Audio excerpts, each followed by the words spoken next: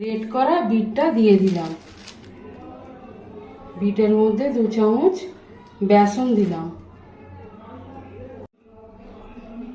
পেঁয়াজ কুচি দিলাম।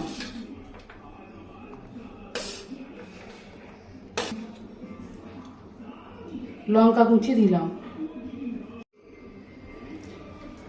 স্বাদ অনুসারে নুন দিলাম। কোপ্তার আকারে করে নেব।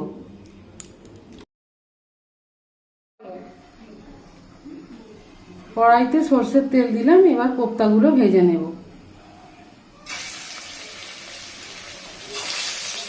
কোপ্তাগুলো ভেজে তুলে নিলাম। নিয়ে ওই তেলেতেই পেঁয়াজ দিয়ে দিচ্ছি।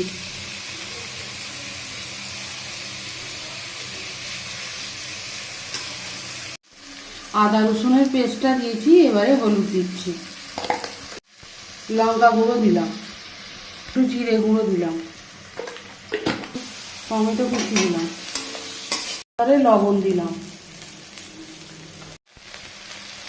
মশলা ভাজা হয়ে গেছে। এবারে জল দিয়ে দিলাম। এরপর কোপ্তাগুলো দিয়ে দেব।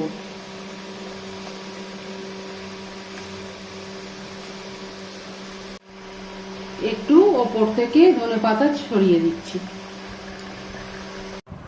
ভাত, রুটি, পরোটার সাথে পরিবেশন করুন বিটের কোপ্তা।